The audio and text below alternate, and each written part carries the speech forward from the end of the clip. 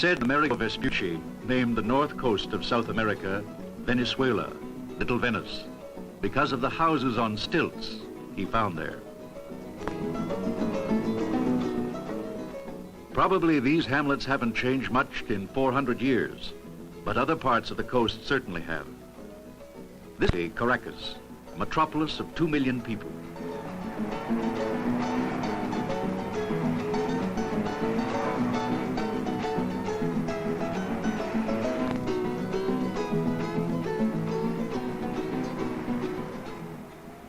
Caracas has been destroyed by earthquakes several times and rebuilt each time.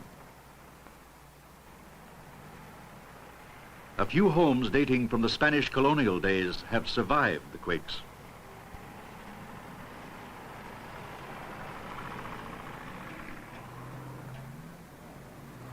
The first Europeans came to Venezuela seeking gold.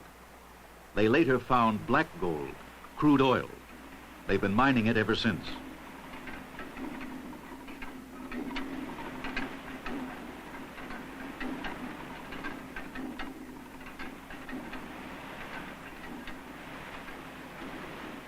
Foreign oil companies operate the wells. They pay the state royalties on their production, about $100 million a month. Much of the money is spent on building and beautification, mainly in Caracas.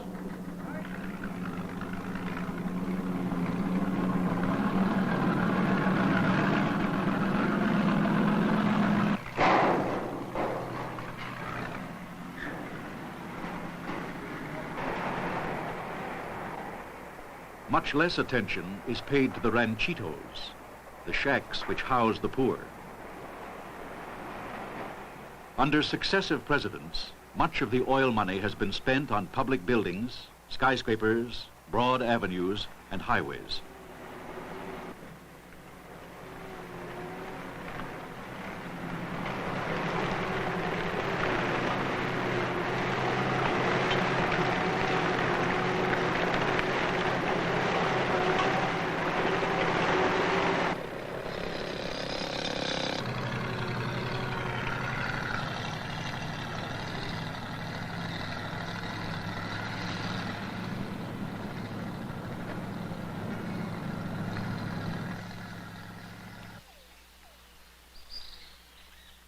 There are no highways or skyscrapers in the jungles of the upper Orinoco River.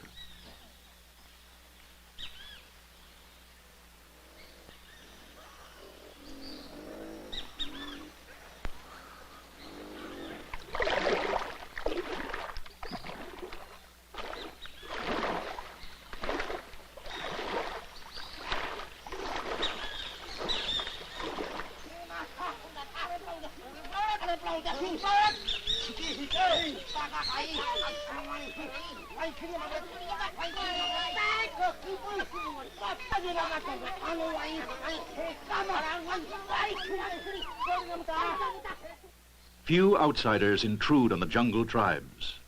A few prospectors, traders, missionaries. None stay for long.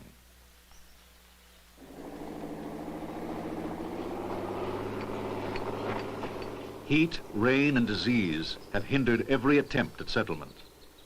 Some areas become swampland in the rainy season.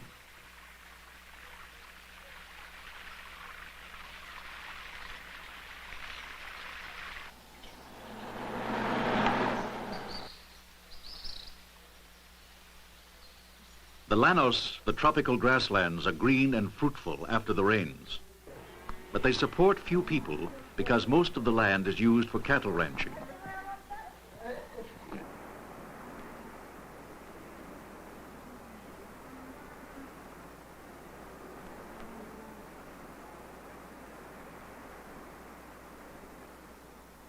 The third large land area of Venezuela lies to the west, on the other side of the Andes. This is foothill country, sparsely inhabited by industrious but primitive farmers.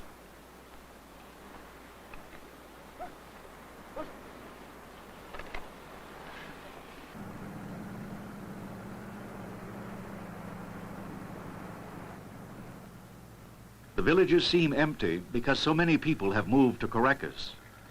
Motor transport and the new highways make it easy to do so.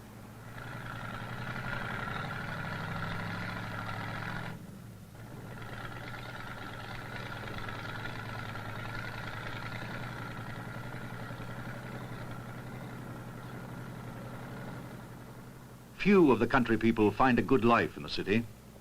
Most wind up in the ranchitos.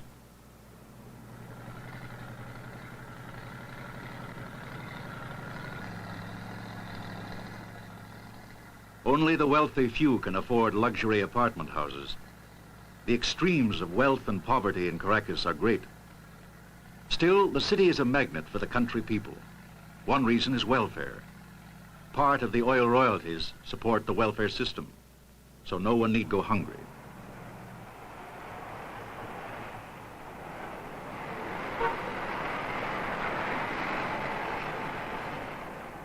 Like most South American countries, Venezuela has a broad mixture of racial strains.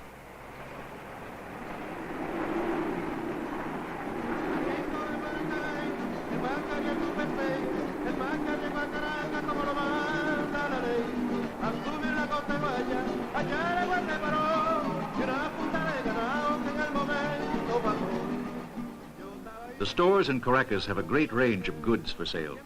Some are locally made, but a great many have to be imported and are very expensive. Staple foods are inexpensive, and plenty of fruits and vegetables are grown in the area around Caracas.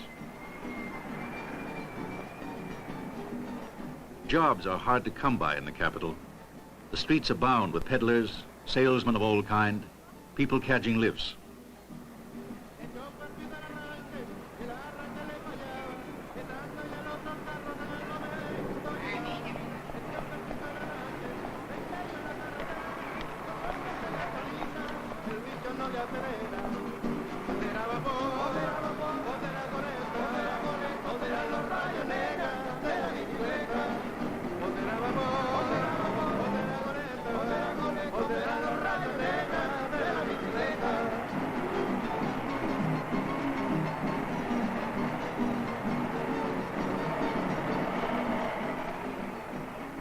Everywhere there are the makeshift shacks, the ranchitos.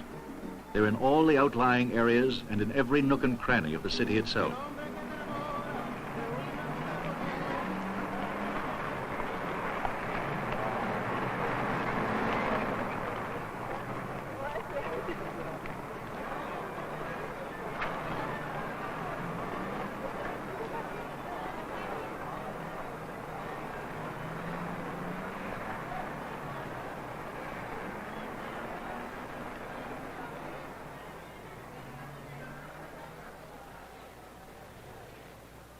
At the other extreme, wealth and luxury, a world sealed off from the ranchito dwellers.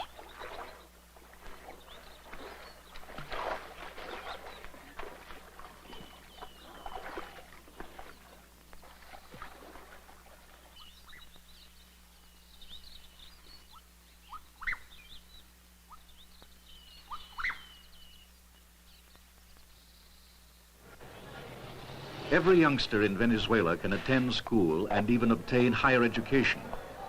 But for so many, the gulf between the ranchito and a university is simply too great.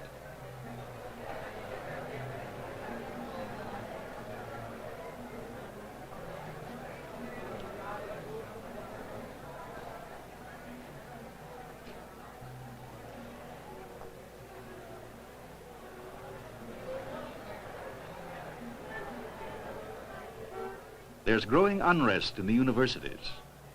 Many students are convinced that foreign investors, notably the oil companies, are taking more from Venezuela than they should. These students call for the nationalization of oil production. Also, they say that not enough Venezuelans hold top positions.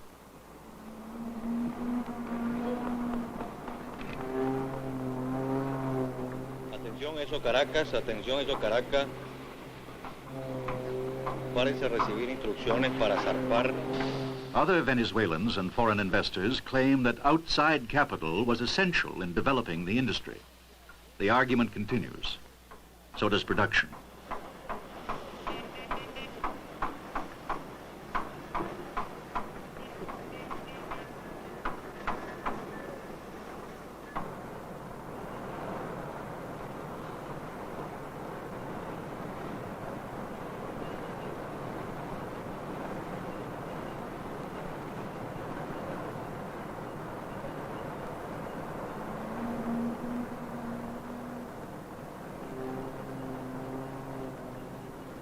All Venezuelans hope that crude oil can support a broader, more varied industrial structure. A beginning has been made.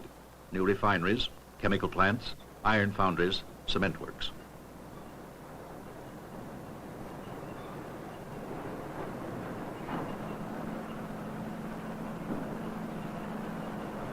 Large sums are being poured into a network of highways.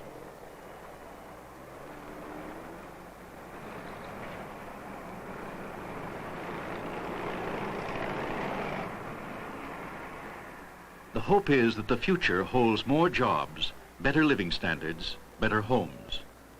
It will need to, since Venezuela's population is growing very rapidly.